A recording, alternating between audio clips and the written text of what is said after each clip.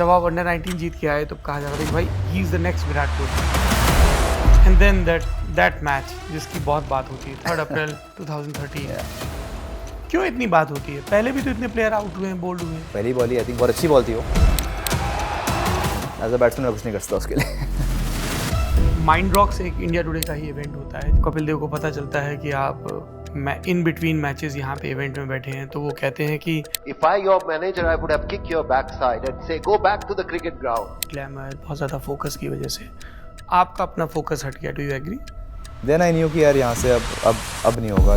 मतलब ये मुझे समझ में नहीं आ रहा है ये कि एक क्रिकेटर है और उसको मैच नहीं मिल रहे हैं। 2016 में मैं कप्तान था 16 और फिर उसके बाद फिर मैं दिल्ली से ड्रॉप हो गया। कभी सोचा नहीं था कि रणजी ट्रॉफी से ड्रॉप हो जाऊंगा, तो तब ऐसा लगा कि लिटरली कपड़े फट गए भाई। क्या वजह रही ड्रॉप? देखिए बहुत सारी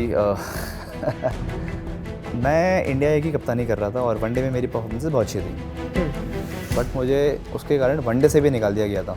क्यों हुआ ऐसा? Who is responsible? कोई अनहैप्पी था आपसे? निखिल चोपड़ा, अतुल वासर, आपके कोच केपी भास्कर? नहीं देखिए मैं किसी का ऐसा नाम नहीं लेना चाहूँगा। और क्या रीजंस? और पॉलिटिकल प्रेशर रहता है? देखिए थोड़ा बहुत तो देखिए हर जगह होता है, इसमें कुछ ज़्यादा कहानी। क्या बात करो यार गुरु, क्या दाएं बाएं सबके सामने ही अब तो।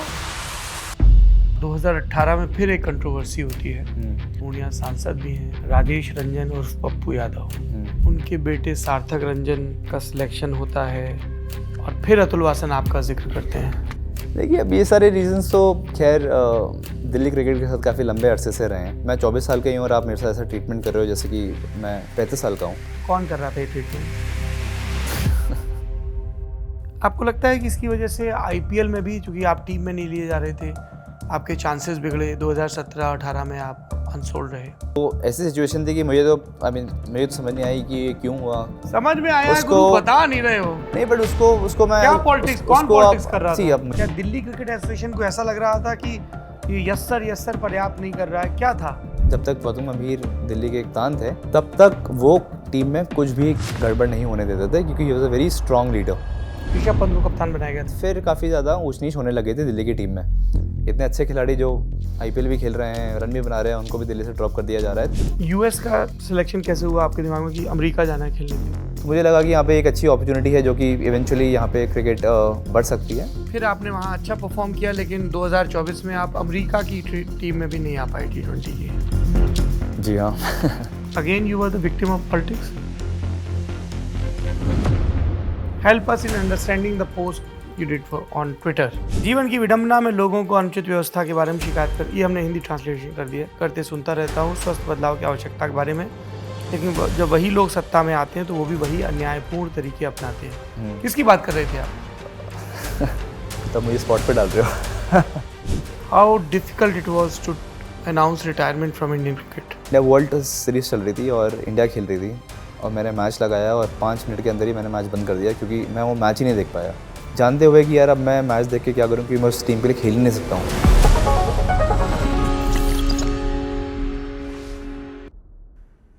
हम हिंदुस्तान के रहने वाले जो क्रिकेट को खेलते, ओढ़ते, बिछाते हैं, हम जिनकी ज़िंदगियों में, जिनकी यादों में कुछ शॉट्स, कुछ जीत, कुछ हार, कुछ आउट हमेशा के लिए बिना किसी अतिरिक्त कोशिश के दर्ज होते हैं। हम हिंदुस्तान वाले क्या अब ये याद रखते हैं कि एक सितारा था जो हम सबको बहुत प्यारा था, जिससे बड़ी उम्मीदें थी, पूरा देश जिसकी चर्चा कर रहा था, और जब वो ऑस्ट्रेलिया को उसके घर में वर्ल्ड कप के फाइनल में अपनी कप्तानी में हरा कर लौटा था, तो हमने उसे अपने कंधों पर बिठा दिया था। हम बात कर रहे हैं अगस्त 2012 के अंडर 19 वर्ल्ड कप के फाइनल की, जो इंडिया ने ऑस्ट्रेलिया को हरा कर जीता था। कप्तान थे उन्मुक्त चंद। कहा गया हिंदुस्तान के क्रिकेट को अगला बैटर, अगली जनरेशन का सितारा मिल गया। और ये सिर्फ हमने नहीं कहा, तमाम कंपनियों को लगा कि एंडोर्समेंट के लिए कैच करने का यही सही वक्त है। उन्मुक्त सबकी ज़बान पर थे और उसके लगभग 8 महीने बाद अप्रैल 2013 में वो दिल्ली डेयरडेविल्स के लिए पहला मैच खेलते हैं, आईपीएल में डेब्यू, होम टर्फ पर सबकी नज़र। और फिर आती है ब्रेटली की गेंद, पहली ही गेंद यॉर्कर लेंथ, और डंडा 2 से 3 फीट दूर गिरता है। 8 महीने के अंदर किस तरह से सेंसेक्स बदलता है उन्मुक्त चंद का, और उसके बाद की कहानी। उन्होंने शानदार प्रदर्शन किया रणजी में, विजय हजारे में, लोगों का ज़्यादा ध्यान नहीं गया, लेकिन एक सीज़न खराब हुआ तो अतुल वासन और रॉबिन सिंह जैसे या निखिल चोपड़ा जैसे तमाम सेलेक्टर्स ने उनके ऊपर गाज गिरा दी, जबकि वो सीज़न खराब रहा था गौतम गंभीर समेत कई क्रिकेटर्स के लिए। ये वो दौर था जब दिल्ली क्रिकेट में खासी उठापटक चल रही थी। आईपीएल में भी उन्मुक्त चंद को ठीक ठाक मौके मिले, वो अपने पिछले रिकॉर्ड्स के मुताबिक प्रदर्शन नहीं कर पाए। कई हालात, कई वजहें रही इसके पीछे, और लोग बार बार ये सवाल पूछते रहे कि क्या ये एक प्रोडिजी थे जो एक दौर में बहुत चमक रहे थे और बाद में बहुत सारा बाजार का दबाव, बहुत सारी एक्सपेक्टेशंस, किताब लिखने की जल्दबाजी, ग्लैमर, इन सब की वजह से ये सितारा भरपूर चमक नहीं पाया। फिर एक रोज़ खबर आती है कि उन्मुक्त चंद ने भारतीय क्रिकेट से संन्यास ले लिया, वो अमेरिका मूव कर गए। अमेरिकी डोमेस्टिक लीग में, T20 लीग में उनका नाम होने लगा, और हम लोगों को लगा कि जब 2024 में अमेरिका में T20 वर्ल्ड कप होगा तब शायद उन्मुक्त चंद, जो वहाँ के पिछले सीज़न के दूसरे नंबर के टॉप स्कोरर थे, अमेरिकी टीम से खेलें। लेकिन एक बार फिर से कहानी ने ट्रेजिक होना चुना और उन्मुक्त चंद को पॉलिटिक्स की वजह से, उनके समर्थक कहते हैं, जगह नहीं मिली। क्या है उन्मुक्त चंद की कहानी? जल्द ही एक डॉक्यूमेंट्री की शक्ल में ये हम सबके सामने आ रही है। डॉक्यूमेंट्री जिसका शीर्षक है अनब्रोकन प्रॉमिसेस, अनब्रोकन द उन्मुक्त चंद स्टोरी। अनब्रोकन द उन्मुक्त चंद स्टोरी। और इसलिए हमें लगा कि उन्मुक्त चंद से आज विस्तार से बात करनी चाहिए। ललन टॉप की बैठकी आप देख रहे हैं, बहुत बहुत स्वागत है आपका। Thank you. तो हमने, हमारी टीम ने डॉक्यूमेंट्री देखी, बहुत सारे उसमें नोट्स, आपकी पूरी बचपन की जर्नी, कि मम्मी या दादी से कहना कि इन लोगों को चाय पिला दो ताकि मुझे वॉक करने के लिए ले जाएं। बिल्कुल हम में से ज़्यादातर लोगों की जैसी एक मिडिल क्लास फैमिली वाली जर्नी होती है, पेरेंट्स टीचर, ये सारी बातें हमने देखी और मैं चाहता हूँ कि दर्शक भी ज़रूर देखें। मैं सीधे अंडर 19 वर्ल्ड कप पे आना चाहता हूँ, जब हम सब ने नोटिस किया कि यार ये एक प्लेयर है। उसके पहले एक 3 या 4 देशों का टूर्नामेंट था, एशिया कप था, और तीनों ही टूर्नामेंट में आपकी अद्भुत परफॉर्मेंस थी। 2012 के साल के बारे में बात करते हैं। How was it? You were in the best of your form? जी हाँ, बिल्कुल। आई थिंक वर्ल्ड कप से पहले हमारे 3 टूर्नामेंट्स हुए जी। अंडर 19। एक क्वार्टर रैंको सीरीज़ था, एक एशिया कप था, एक और क्वार्टर रैंको सीरीज़ था जो कि ऑस्ट्रेलिया में ही खेला गया। तो उन सभी टूर्नामेंट्स में हम लोग जीत के आए, और मेरी परफॉर्मेंसेस बहुत अच्छी रही। उनमें से 2-3 टूर्नामेंट्स में मेरे सेमीफाइनल, फाइनल्स में सैकड़े थे, और फाइनली उसका कल्मिनेशन हुआ जो कि वर्ल्ड कप था। और टीम बहुत अच्छी थी हमारी, सारे टूर्नामेंट्स जीत के आए थे, और वर्ल्ड कप के फाइनल में भी। कौन था उस समय टीम में? आपका और स्मिथ पटेल का नाम तो हमें याद है क्योंकि फाइनल साझेदारी आपकी। हाँ जी, उस टीम में हनुमा विहारी थे, बाबा अपराजित भी? बाबा अपराजित थे, कमल पसी, संदीप शर्मा, हरमीत सिंह। संदीप जो बाद में पंजाब के लिए खेले? पंजाब के लिए जो फास्ट बॉलर हैं, जो अभी भी आईपीएल खेलते हैं, हाँ जी, हाँ जी। वो थे। अक्षदीप नाथ थे यूपी के। तो एक अच्छी टीम थी, काफ़ी अच्छी टीम थी, अच्छा करते हुए आ रहे थे। और I mean world cup was the last tournament जो हम लोगों ने साथ में खेला, और वो भी जीत के गए, तो that was the best feeling all together. और वो बड़ा अनप्रेसिडेंटेड सेलिब्रेशन था क्योंकि 2011 में हमने ओडीआई वर्ल्ड कप जीता था धोनी की अगुवाई में, और अगले साल ही अंडर 19 जीता। और कई लोगों ने ये कहा भी कि पहली बार अंडर 19 क्रिकेट को इतना रिकॉग्निशन मिल रहा है, जबकि पहले भी हमने 2 बार ये टूर्नामेंट जीता है। आपके लिए वो बहुत ऐसा था अप्रत्याशित जब आप भारत वापस आए? जी हाँ, बिल्कुल। हम लोगों ने कभी एक्सपेक्ट नहीं किया था कि इस ढंग से हमारा स्वागत होगा भारत में, क्योंकि वर्ल्ड कप ऑस्ट्रेलिया के एक छोटे से टाउन में, टाउन्सविल नाम था उसका, क्वींसलैंड में, वहाँ खेला गया था। तो वहाँ पे तो हमको कोई भी नहीं जानता था, और हम लोग बहुत दूर थे इन सभी चीज़ों से, क्योंकि घरों में क्वार्टर फाइनल, सेमीफाइनल के बाद काफ़ी पब्लिक मीडिया जाने लगी थी सबके घरों में कि सेमीफाइनल में इंडिया की टीम आ गई है, तो मीडिया काफ़ी घुसने लगी थी। बट हम लोग क्योंकि फ़ोन में थे, दूर थे, उसमें इतना फेस टाइम का टाइम ज़माना था नहीं इतना ज़्यादा, तो इतना पता नहीं चल रहा था कि असली में क्या हो रहा है भारत में। बट जैसे ही हम जीत के आए और फिर जब मुंबई लैंड किए, तो एहसास हुआ कि जब 5-7 हज़ार लोग हमारा स्वागत करने के लिए मुंबई एयरपोर्ट में थे, कि अचानक से ये क्या हो गया। तो वो एक बहुत ही डिफरेंट फीलिंग थी, अद्भुत फीलिंग थी, और ऐसा लगा कि यार अब तो हर बंदा देश का आपको जानता है, आपका हर एक्शन नोटिस हो रहा है, आपको आप एक हाउस होल्ड नेम्स बन गए हम लोग। तो that was a very good feeling. एक चीज़ जो मुझे ध्यान है उस वक्त आपके लिए लिखी जा रही थी वो ये थी कि he is a big match player, क्योंकि एक ऑस्ट्रेलिया में टूर्नामेंट हुआ उसमें आपने सेमीफाइनल में हाँ जी। इंग्लैंड के खिलाफ 94 मारे, फाइनल में ऑस्ट्रेलिया के खिलाफ 112, फिर एशिया कप सेमीफाइनल में आपने 116 मारे, फाइनल में पाकिस्तान के खिलाफ 121 मारे, फिर वर्ल्ड कप के फाइनल में भी आपने century. Must have been a great feeling, मतलब खास तौर पे ऑस्ट्रेलिया को उसके घर में दुचरना, आई मीन कोई और कंपैरिजन ही नहीं है अब इसका। नहीं, हाँ बिल्कुल। और प्लस जैसे कि आपने कहा कि उस वो ऐसा दौर था कि और इतने इंपॉर्टेंट मैचेस थे तीनों टूर्नामेंट के, जो सेमीफाइनल फाइनल्स में 100 बन रहे थे, टीम जीत रही थी, तो खुद के लिए भी एज अ प्लेयर बहुत अच्छी फीलिंग थी, और एज अ टीम ऑल्सो कि हम लोग इतनी बड़ी टीमों को मार पा रहे थे इन बड़े टूर्नामेंट्स में, तो वो बहुत इंपॉर्टेंट फीलिंग थी। एशिया कप का फाइनल टाई हो गया था पाकिस्तान के साथ हमारा, तो हमको लगा कि यार टाई हो गया, फाइनल जीते नहीं है, लेकिन कुछ कसर रह गई तो उसको अब वर्ल्ड कप में पूरी करते हैं। तो फिर वर्ल्ड कप में फाइनली जाके जब फाइनल जीते तो दैट वाज अंडर 19 में भी इंडिया पाकिस्तान के बीच वैसी राइवलरी रहती है जैसी रेगुलर टीम। बिल्कुल बिल्कुल, पूरी पूरी। हम लोग उनके साथ एक एशिया कप का मैच खेले थे मलेशिया में, और पूरी पब्लिक थी, पूरी जनता थी, एक तरफ पाकिस्तान के लोग थे, एक तरफ भारतीय लोग थे, ढोल बज रहे थे, सब कुछ हो रहा था, और तो it was a very good rivalry, और प्रॉपर मतलब ग्राउंड के अंदर एग्रेशन वगैरह सब कुछ टॉप नॉच। फिर आप जीत के वापस आए। ये मैं आप लोगों को एक रिवाइज भी करवा दूं, फाइनल स्कोर ऑस्ट्रेलिया ने बनाए थे 225 रन 8 विकेट के नुकसान पे, 47 ओवर 4 गेंदों में वो। उसके बाद भारत ने विकेट कीपर बल्लेबाज थे स्मिथ पटेल, उनके साथ उनको प्रमोट किया गया और उन्मुक्त तो थे ही, दोनों ने 130 रन की पार्टनरशिप की और 6 विकेट से हमने जीत हासिल की थी। और उन्मुक्त ने 130 गेंदों में 111 रन बनाए थे, 7 चौके 6 छक्के। तो आप मैन ऑफ द फाइनल भी रहे होंगे। हाँ जी। उसमें। अच्छा, वापस आए फिर उसके बाद से लाइफ क्या रही? Endorsement, media attention?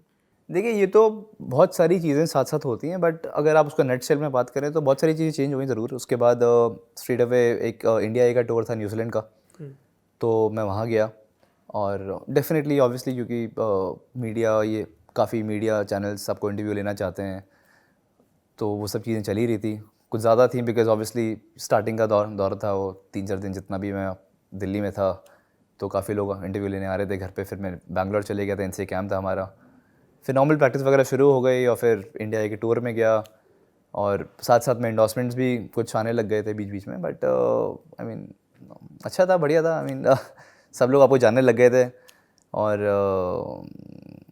आप जब भी खेलने जा रहे हो तो आपको लगता था कि हाँ यार, you are something, and when you going in तो आपको उसी तरह से खेलना है, परफॉर्म करना है।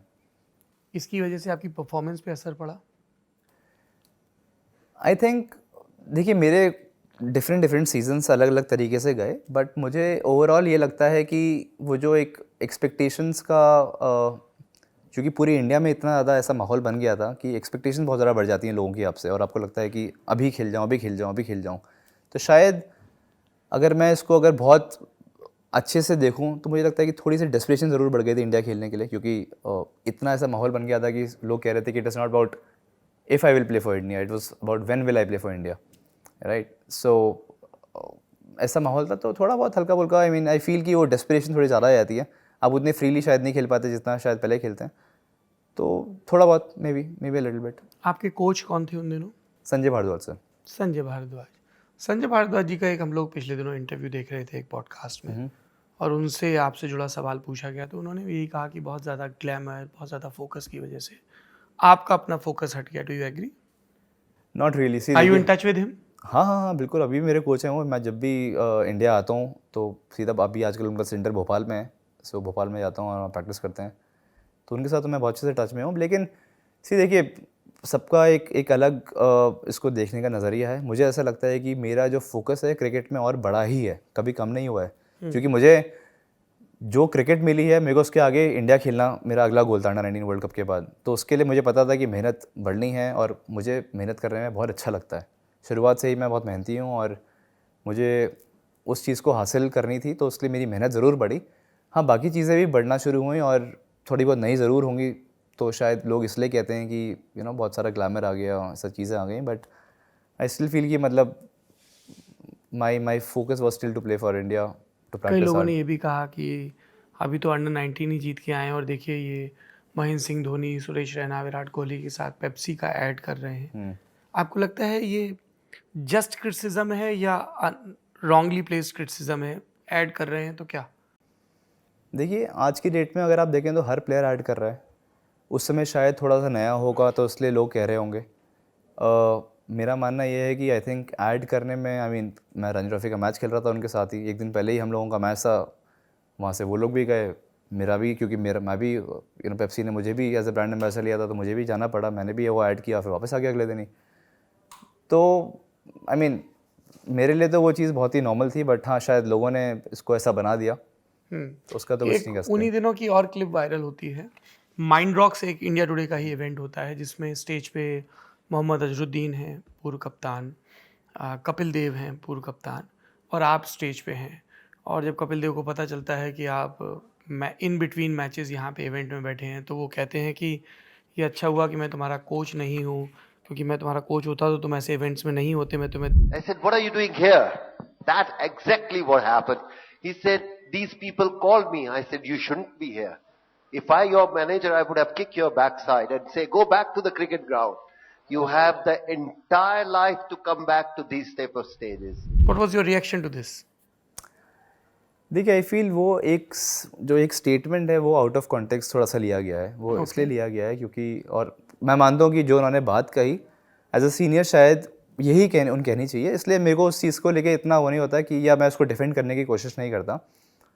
बट उस बीच हमारा NCA का कैंप चल रहा था और मुझे बोला गया था एक काफ़ी हाई ऑफिशियल ने कि I have to go and attend this event, तो मैं उसमें मना नहीं कर सकता था, तो मुझे वो इवेंट करना ही करना था। तो इट वाज नॉट कि मैं क्रिकेट छोड़ के आया हूँ, इनफैक्ट मुझे उन्होंने बोला था कि आप इवेंट करके अगले दिन वापस आओ, बल्कि मैंने 12 बजे तक अपनी सुबह प्रैक्टिस करी, took a flight from Bangalore, event किया और शाम को वापस चले गया जिससे कि मेरी प्रैक्टिस मिस ना हो। बट ऑब्वियसली उनको शायद इस बारे में पता ना हो, शायद उन्होंने इसलिए बोला हो, लेकिन मैं उस चीज़ में मैं मना नहीं कर सकता था बिकॉज मेरे को BCCI के हाई ऑफिशियल का मेरे को आया था कि I have to go and do that event. तो as a player I couldn't do anything else. कौन था आपका कोई मेंटर था BCCI में जिसको आप यू लुक अप टू, जो आपको गाइड करते हो उस दौरान? नहीं ऐसा कोई नहीं, ऑब्वियसली सीनियर प्लेयर्स आपके ड्रेसिंग रूम में होते हैं तो आप उनसे बात करते हैं, जिनके साथ भी आप कंफर्टेबल होते हैं हम उनसे बात NCA में करते हैं। किसके साथ शेयर किया आपने ड्रेसिंग रूम? नहीं देखिए NCA तो बेसिकली वो इंडिया ए का कैंप था, जी। तो इंडिया के कैंप के दौरान ऑब्वियसली हम लोग उसकी प्रैक्टिस चल रही थी, उसके बाद फिर हम लोग कौन न्यूजीलैंड कौन फ्लाई थे कर बड़े गए थे। प्लेयर है उसमें? उसमें थे राइडू थे, राहुल शर्मा उस समय थे, अभिनव मुकुंद, सूर्या कुमार यादव थे और मोहम्मद शमी, तो ये सारे प्लेयर्स थे उस समय। हम सारे साथ गए थे न्यूजीलैंड उस समय। ओके। एक फिर बात हुई कि बड़ा एक बज़ क्रिएट हुआ कि दिल्ली डेयरडेविल्स के लिए आप डेब्यू कर रहे हैं। 3 अप्रैल को मेरे ख्याल से वो मैच था। मैं उससे 2 सीज़न पहले डेब्यू कर चुका था। मैं अंडर 19 वर्ल्ड कप खेलने से 2 सीज़न पहले दिल्ली के लिए खेल चुका था। वो मेरा वर्ल्ड कप के अगला वाला सीज़न था, तीसरा सीज़न था वो मेरा। अच्छा, लेकिन नज़र सबकी अब ज़्यादा थी, अब फोकस ज़्यादा था। थी, करेक्ट, एब्सोल्युटली। डॉक्यूमेंट्री में एक बड़ा सीन आता है आपकी माँ राजेश्वरी जी के हवाले से, जिसमें वो बता रही हैं कि हाउ नर्वस यू वर, कि आप AC कार में बैठे थे फिर भी पसीना आ रहा था, एंड आपकी वरी ये कम थी कि वहाँ क्या होगा, मतलब मैच तो आप इतने दिन से खेल ही रहे हैं, ये भी था कि मैं मॉडर्न स्कूल में पढ़ता हूँ, वहाँ से पढ़ के निकला हूँ और वहाँ के दोस्त भी हूँ। क्या चल रहा था एग्जैक्टली दिमाग में? IPL is a big platform, और बाहर जीत के स्वागत मिलना और फिर Indian audience when everybody is glued to the screen फिर परफॉर्म करना, क्या चल रहा था?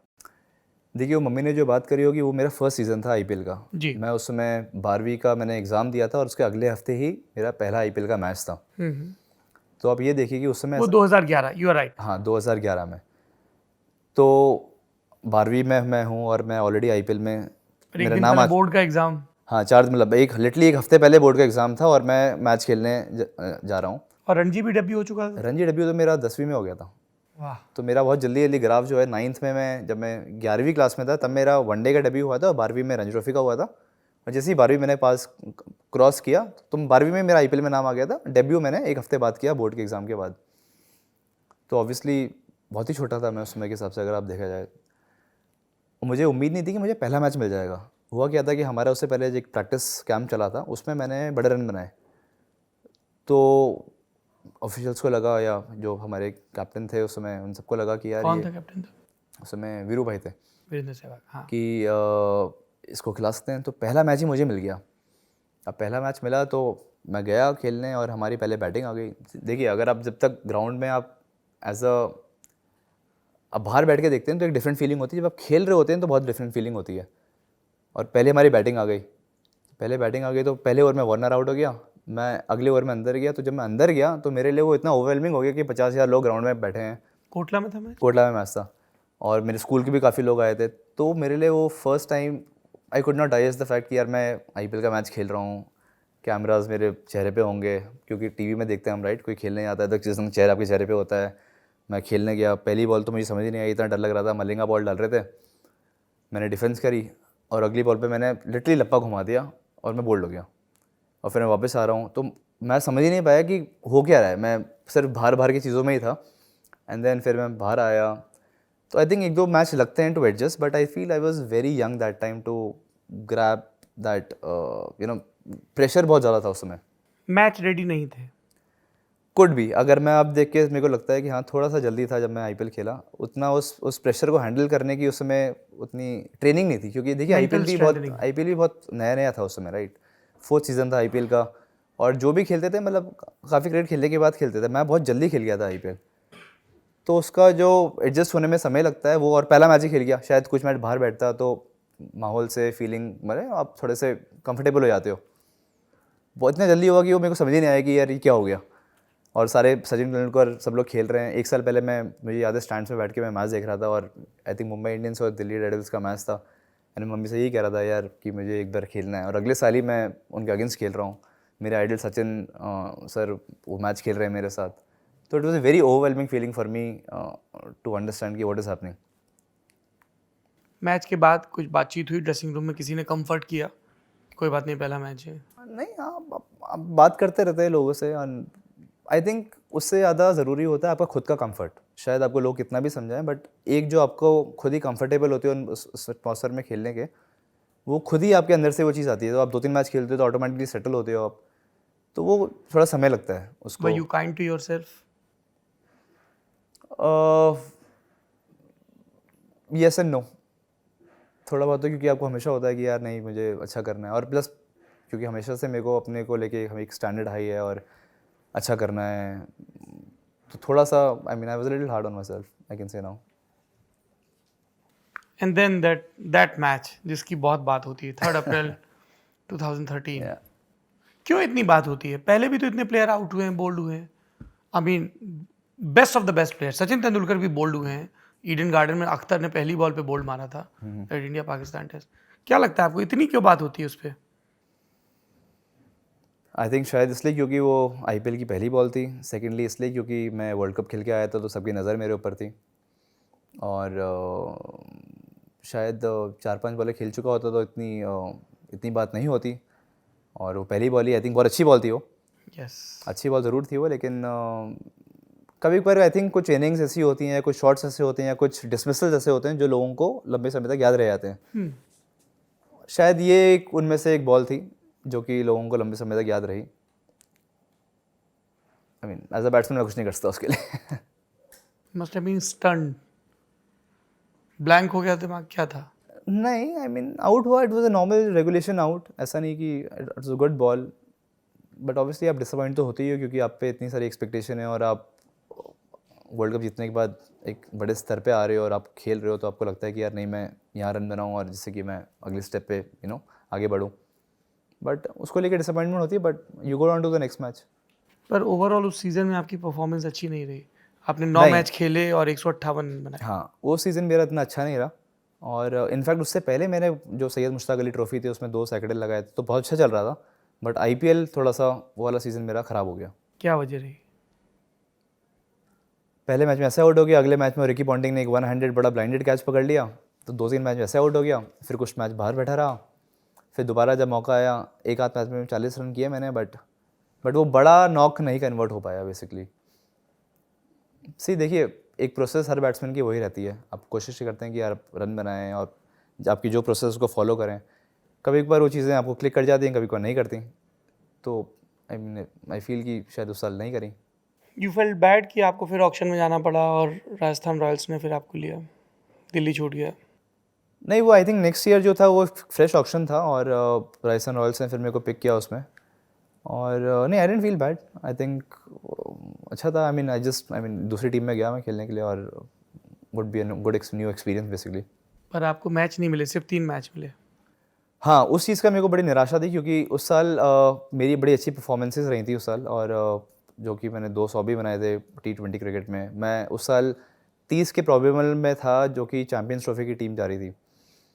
और जब मुझे मैच नहीं मिला राजस्थान रॉयल्स में, आखिरी मैच मेरे को उन्होंने दिया, तो उस साल मैं थोड़ा डिसअपॉइंटेड ज़रूर था क्योंकि देखिए मैच खेलना ज़रूरी होता है। आप किसी भी यंगस्टर के लिए अगर आपको आगे बढ़ना है तो वो मैच मेरे को नहीं मिल रहे थे, तो इसलिए मैं थोड़ा सा डिसअपॉइंटेड ज़रूर था कि यार आईपीएल मुझे लगता है कि 1.5-2 महीने का टूर्नामेंट जो होता है, अगर आप नहीं खेल रहे तो it becomes very frustrating for you also as a player, क्योंकि आप होटल से होटल शिफ्ट कर रहे हो, एक जगह से दूसरी जगह जा रहे हो, मैच नहीं खेल रहे हो, और जब जो 12 लड़के मैच खेल रहे 11-12 लड़के मैच खेल रहे होते हैं, उन्हीं को प्रैक्टिस ज़्यादा मिलती है, बाकी पे इतना फोकस भी नहीं होता, तो then it becomes very difficult.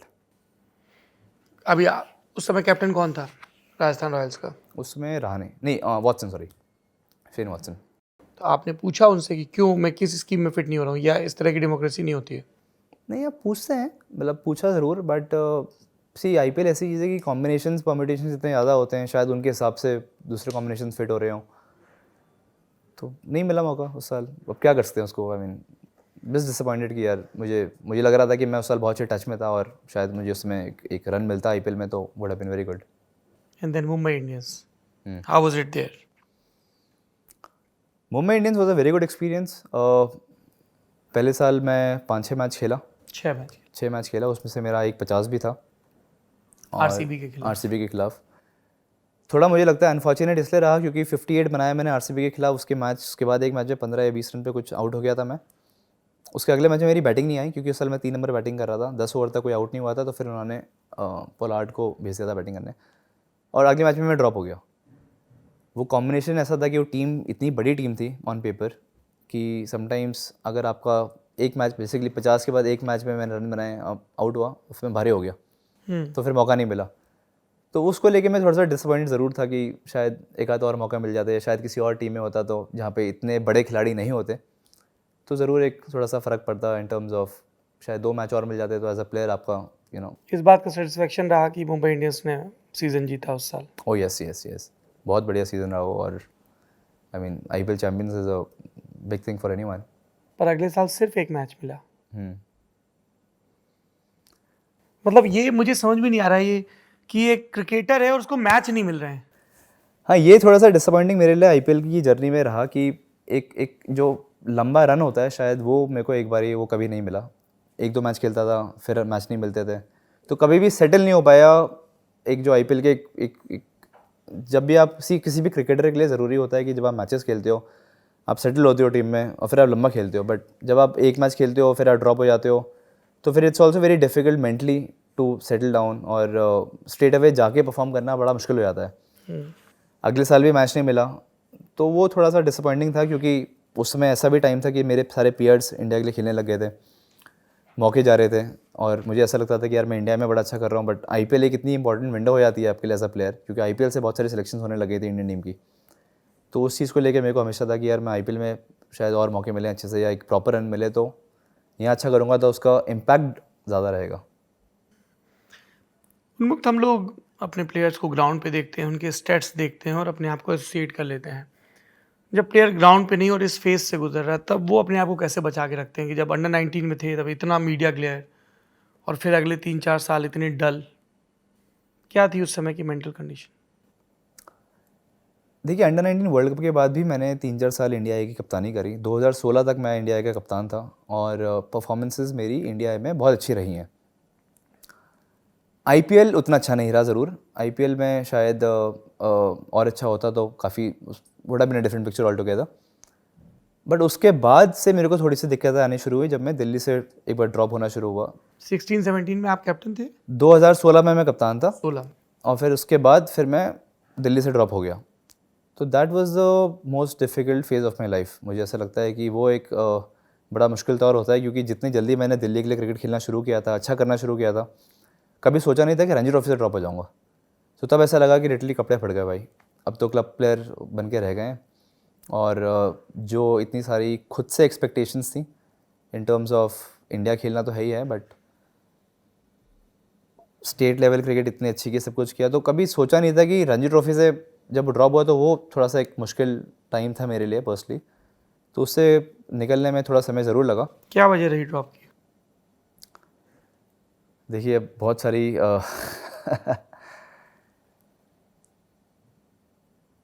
मैं इंडिया ए की कप्तानी कर रहा था और वनडे में मेरी परफॉर्मेंसेस बहुत अच्छी थी।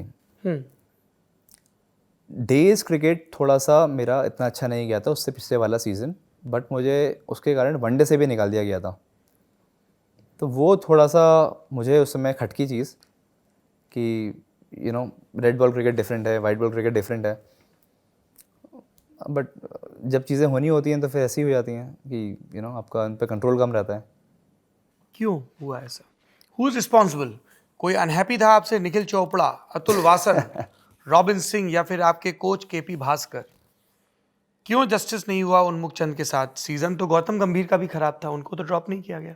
नहीं देखिए मैं किसी का ऐसा नाम नहीं लेना चाहूँगा, और क्यों? मुझे अब क्या, नहीं, अब तो नहीं, कोई ऐसे ये भी नहीं है, बाकी जो खिलाड़ी बोलते हैं अरे यार इन लोगों को ऑफेंड मत करो, एक सर्कल है, एक कॉकस है, एक हेजुमनी है, अब क्या है, चला रहे हैं, चलाते रहे। नहीं ऐसा नहीं है, ऐसा बिल्कुल नहीं है। मुझे ऐसा लगता है कि एज अ प्लेयर मैं हमेशा किसी को बोलने से पहले मैं अपनी गलती ढूंढना पसंद करूँगा, राइट। जी। मुझे ऐसा लगता है कि यार मेरे को अगर मैंने 500 रन बनाए तो मैं अगले सीज़न में 700 रन बनाऊँ।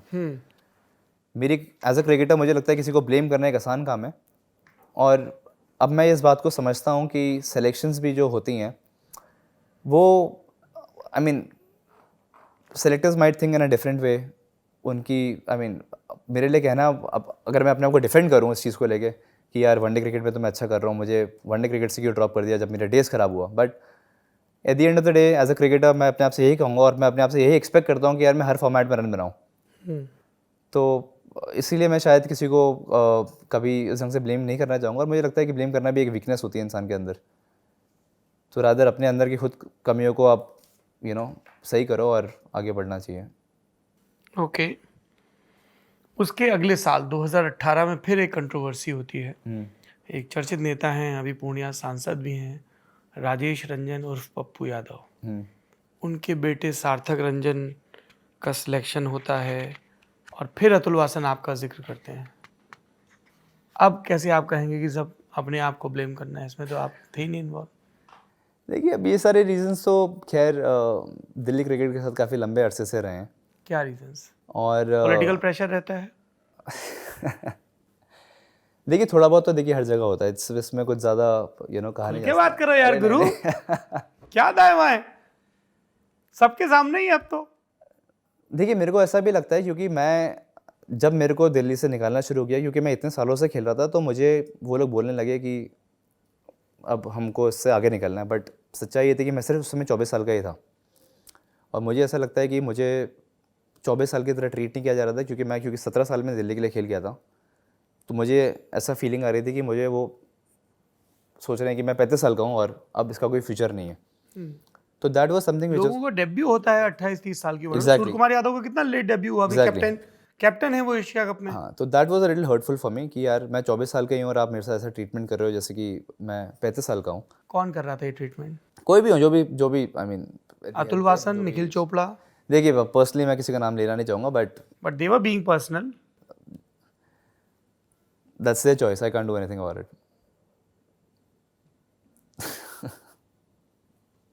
आपको लगता है कि इसकी वजह से आईपीएल में भी, चूंकि आप टीम में नहीं लिए जा रहे थे, आपके चांसेस बिगड़े? 2017-18 में आप अनसोल्ड रहे। जी हाँ, मेरे को ऐसा लगता है कि इसका ये बहुत बड़ा रीज़न था, क्योंकि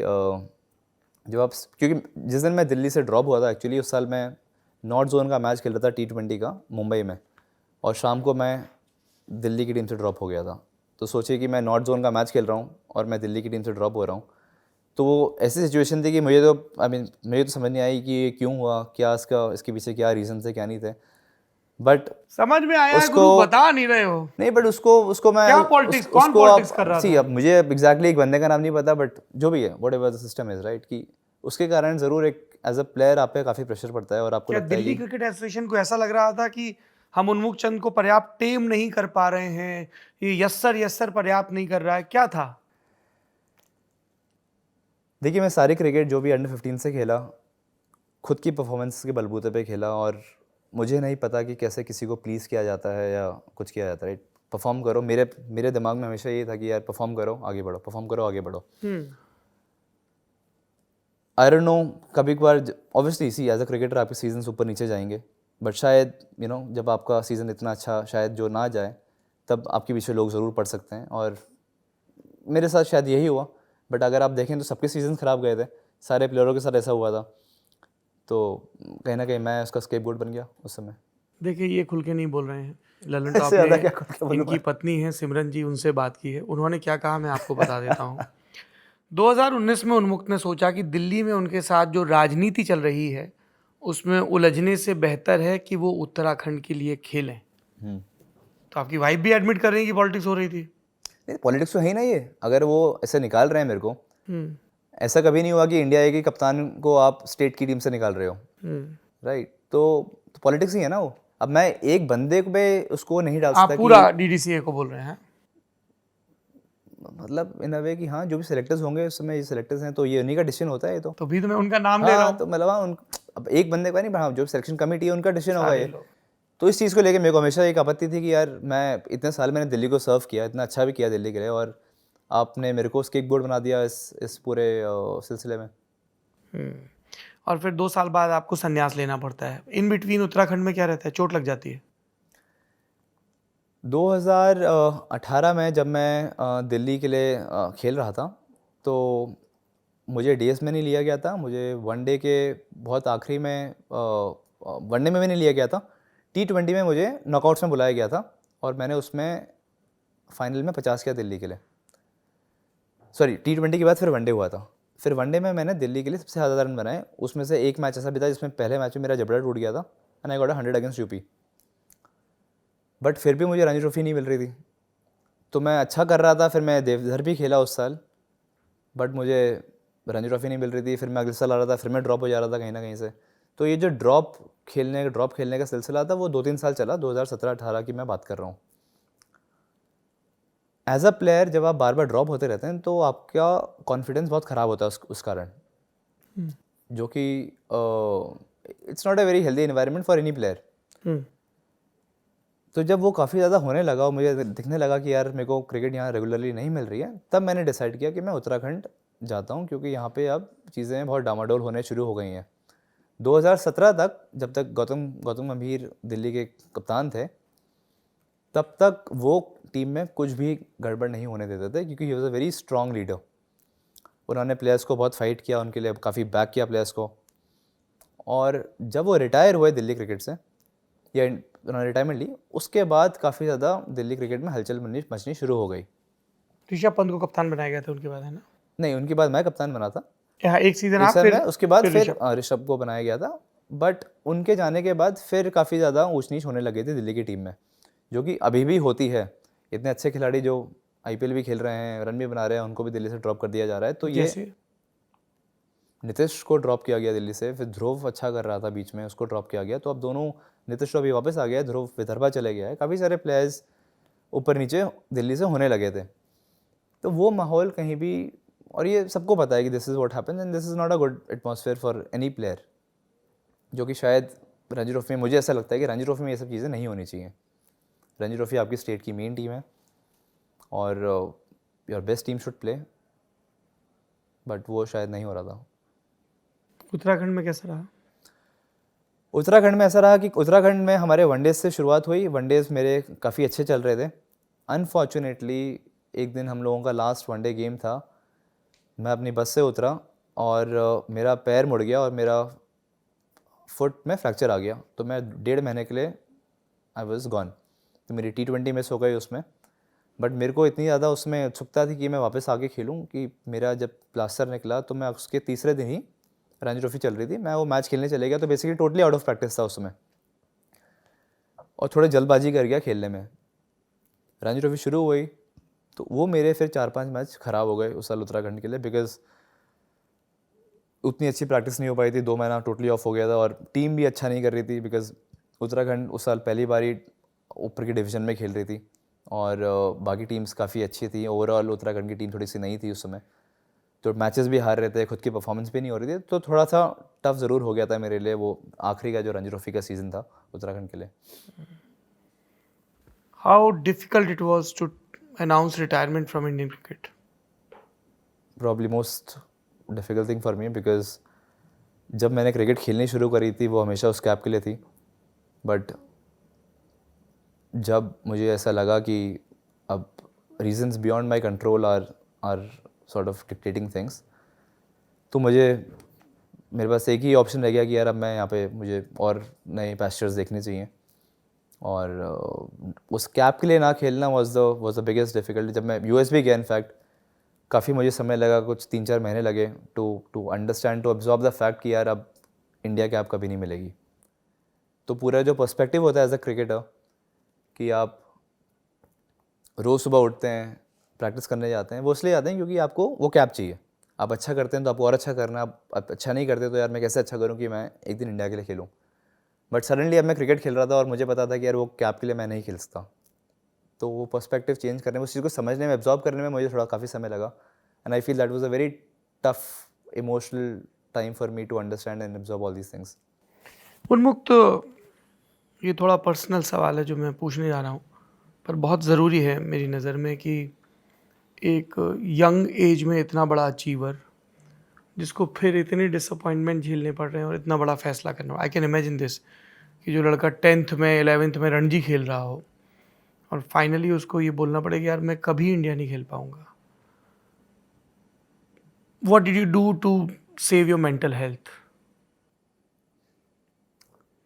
देखिए, जब मैं यूएस गया तो मुझे अच्छे से याद है, एक इंडिया वर्ल्ड सीरीज़ चल रही थी और इंडिया खेल रही थी, और मैंने मैच लगाया और 5 मिनट के अंदर ही मैंने मैच बंद कर दिया क्योंकि मैं वो मैच ही नहीं देख पाया, जानते हुए कि यार अब मैं मैच देख के क्या करूं कि मैं उस टीम के लिए खेल ही नहीं सकता हूं।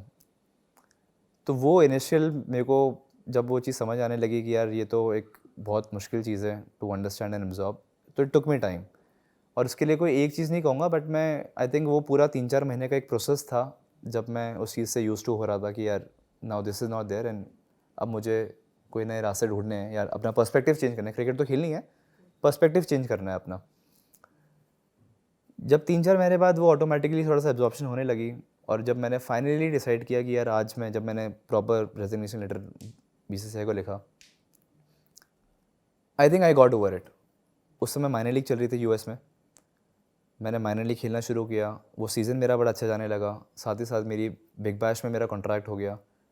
तो फिर चीज़ें देन उसके बाद एक फ्लो में आनी शुरू हो गई, एंड देन उसके बाद देन आई बिकेम टोटली कि यार हाँ अब मैं यहाँ पे अपना करियर बनाता हूँ और अब एक नए सिलसिले से खेलता हूँ। फिर उसके बाद फिर मैंने वापस नहीं देखा इन टर्म्स ऑफ उस ढंग से मेरे को दुख नहीं हुआ जो कि मेरे को शायद पहले के जो 3-4 महीने में फील होता था।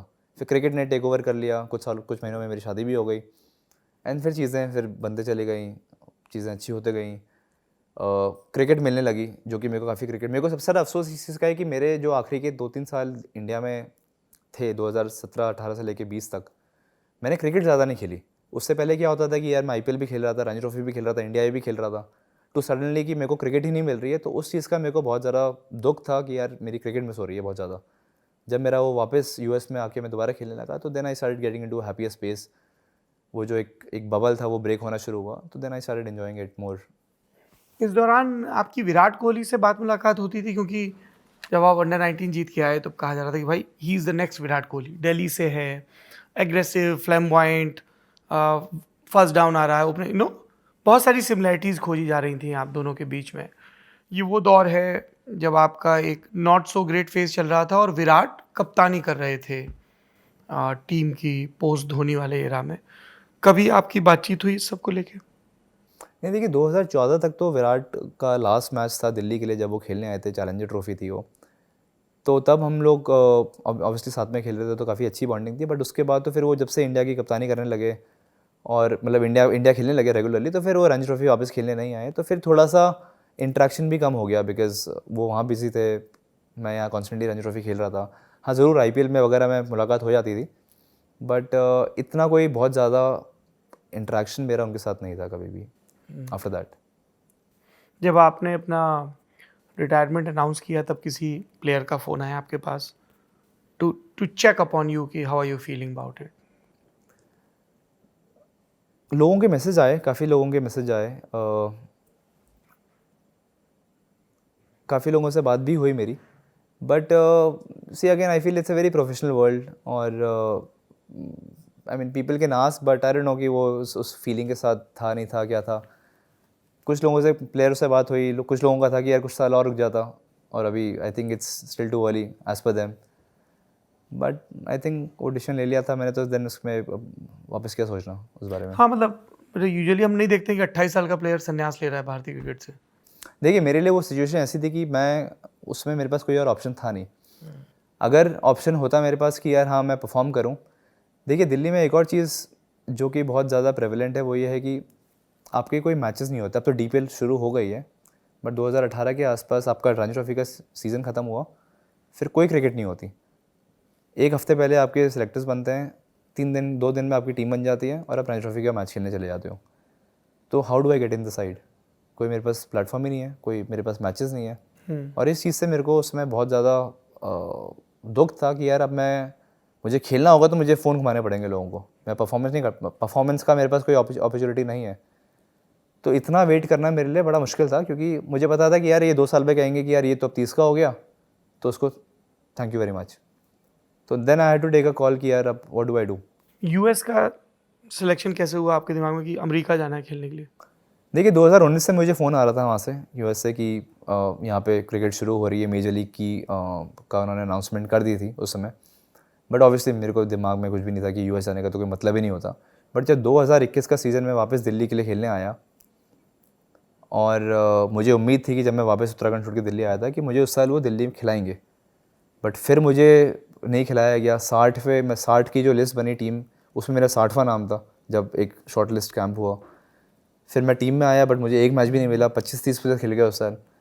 देन आई न्यू कि यार यहाँ से अब नहीं होगा. This is getting to a point where अब बहुत ज़्यादा was getting difficult for me, कि as a player you start feeling यार there is no respect left any more. आपने जो भी किया सब बेकार है. 30 प्लेयर खेल गए, आपको एक भी मौका नहीं मिल रहा.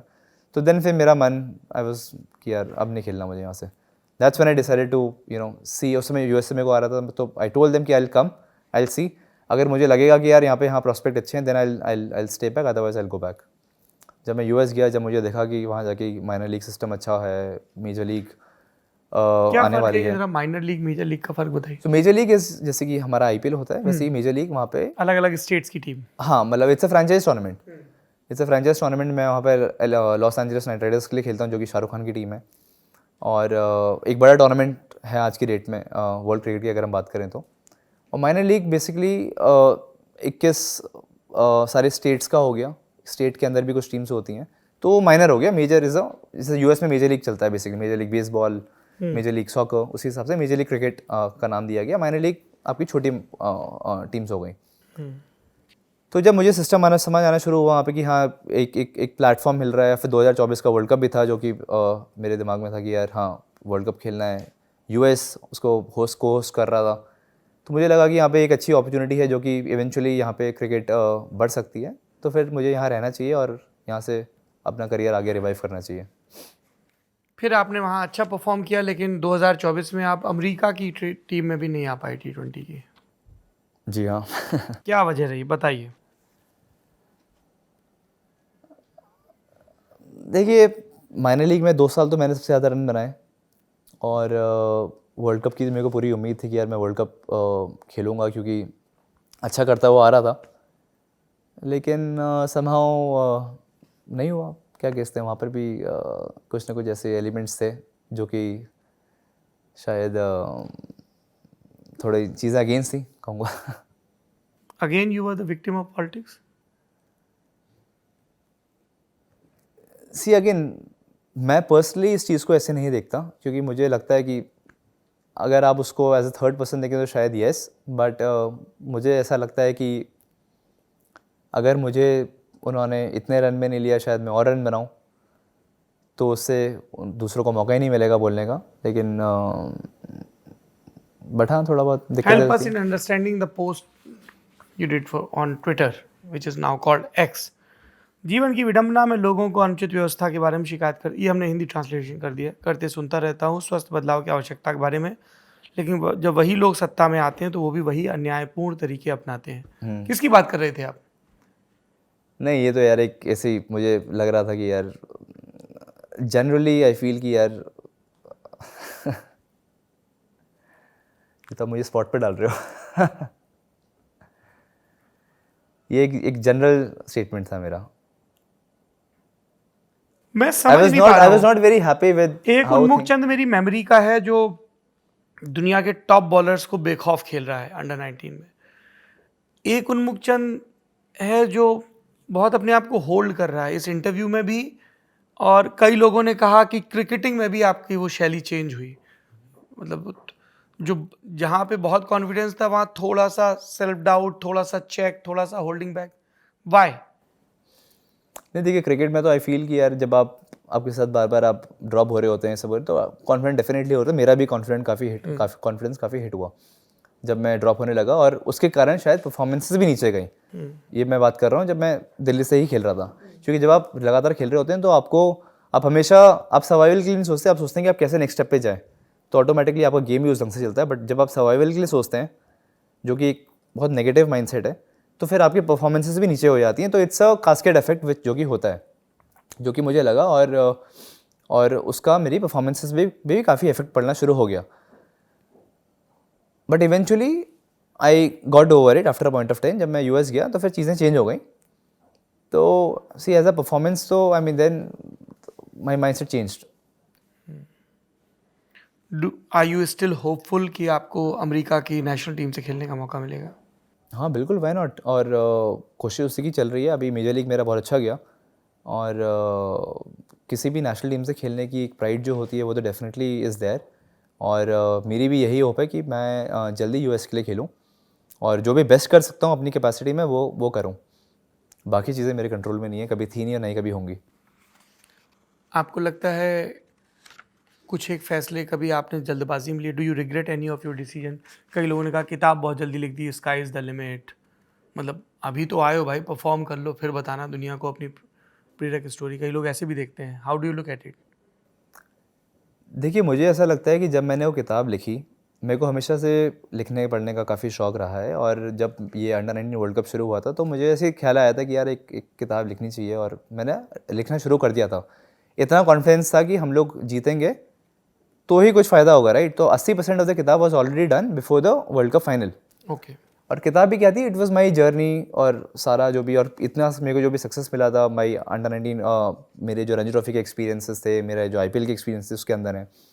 और उस समय मैं रेगुलरली डायरीज लिख रहा था, क्योंकि वो जो एक लाइव एक्सपीरियंस होता है आपका मैच से पहले, जब आपको पता नहीं है कि कल क्या होने वाला है, तो दैट इज़ वेरी फ्रेश। और हम जीत गए और किताब पब्लिश हो गई अगले साल।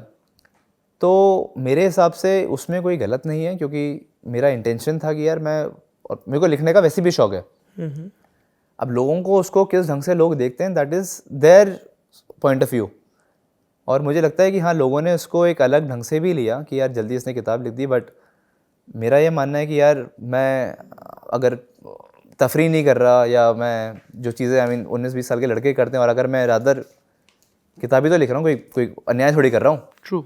तो फिर इसको इस ढंग से नहीं लेना चाहिए। बट आई थिंक वो एक माहौल ऐसा बन गया। Like success and nothing feels like failure. हाँ, तो फिर वो ज़बरदस्ती का एक ऐसा माहौल बन गया कि जल्दी किताब लिख दी, ये लिख दिया। बट आई थिंक वो मेरे अंदर था तो मैंने लिखा। वो अभी भी लिखता हूँ, मैं चीज़ें लिखते रहता हूँ। तो मेरे हिसाब से मेरा इंटेंट जब तक कि अगर क्लियर है तो फिर then it doesn't make a difference कि फॉर मी पर्सनली लोग उसको कैसे भी ले सकते हैं। Do you miss being in Delhi? Oh, a lot. Delhi की सड़कें जहाँ पले बढ़े। मेरे दोस्त वगैरह, सब कुछ काफ़ी मिस करता हूँ दिल्ली। अभी आप डेलिस में रहते हैं? हाँ जी। आखिरी सवाल, ये जो आपकी डॉक्यूमेंट्री आ रही है राघव खन्ना की अनब्रोकन द उन्मुख चंद स्टोरी, उसमें आप बात भी करते हैं mental pressure and fear. Tell us about it. देखिए, अनब्रोकन जो कहानी है वो इसलिए है क्योंकि आई थिंक ये हम सबकी कहानी है। उतार चढ़ाव हम सबकी ज़िंदगी का एक हिस्सा है, जो कि मेरी ज़िंदगी में भी रहे। और शायद और आपके साथ चाहे कभी कभार चीज़ें आपके हिसाब से नहीं जाती, आप पूरी कोशिश करते हैं किसी चीज़ को पाने की, बट शायद उस ढंग से उसका रिज़ल्ट नहीं आता। लेकिन हम सबको हार नहीं माननी चाहिए, हमको लगे रहना चाहिए, जुटे रहना चाहिए और कोशिश करनी चाहिए कि आप कैसे और बेहतर हो सकें अपने करियर में, अपने रिलेशनशिप्स में, किसी भी चीज़ में। मेंटल प्रेशर इन अ वे कि कैसे आप उस चीज़ से निकलते हैं बहुत ज़रूरी है, क्योंकि हम जो एक खेल खेल रहे हैं वो एक ऐसा खेल है जो कि सबके सामने खेला जाता है and people make perceptions out of it. आपकी जो इमेज है वो पब्लिकली बहुत ज़्यादा डिसाइड होती है, लोग आपके आपकी परफॉर्मेंसेस का पोस्टमार्टम करते हैं। इन सभी में ज़रूरी है कि आप कैसे अपने आप को मेंटली स्टेबल रखें, कैसे आप जो आपको चीज़ें करनी हैं आप उन पे फोकस करें और डिस्ट्रैक्शंस जो भी हैं इन सबसे दूर रहें। और उसी चीज़ की बात हुई है इस डॉक्यूमेंट्री में, और मेरी खुद की जर्नी भी जो रही है, कैसे उन चीज़ों को से मैं पार पाने की कोशिश करता हूँ, जो जो टेक्निक्स में इस्तेमाल करता हूँ खुद में, और इन्हीं सब चीज़ों की उसमें जिक्र है। और हार कभी नहीं माननी, that is one of the most important things जो कि मैं अपने आप से भी कहता हूँ, और आई होप कि यही लोगों के साथ भी रेजोनेट हो। और आप जो भी करें, जैसा भी करें, बस बढ़ते रहिए, आगे बढ़ते रहिए। रास्ते खुद ब खुद खुल जाएंगे, एक दरवाज़ा बंद होगा लेकिन दूसरा दरवाज़ा ज़रूर खुल जाएगा आपके सामने, अगर आप शिद्दत से, ऑर्गेनिकली, जेन्युइनली उस चीज़ के पीछे अगर लगे हुए हैं तो। I wish you all the best, and I hope someday we see you playing against India from US team. All the best. Thank you. देवियों और सज्जनों, एक श्लोक याद रखिए, न दैन्यम न च पलायनम, न दीनता दिखाऊंगा और ना ही एग्जिट का रास्ता अपनाऊंगा। बहुत सारे लोग तोहमतें लगाएंगे, तमगे देने की कोशिश करेंगे, आपके ऊपर अपमान उछालेंगे, अलग अलग शब्दों का इस्तेमाल करेंगे, आपका चरित्र चित्रण करने की कोशिश करेंगे जिसमें सच्चाई नहीं होगी। मकसद उनका एक ही होगा कि वो आपको कीचड़ में घसीट सकें। आपके पास ये विकल्प है, ये चुनाव है कि आप उन लोगों को प्रतिक्रिया देना शुरू करें, या जिस मकसद के साथ ज़िंदगी में आगे बढ़े हैं उसी में और मेहनत करते रहें, ताकि उन सबको जवाब खुद ब खुद मिलते रहें। संवाद का सिलसिला चलता रहेगा, आप देखते रहिए लल्लन टॉप।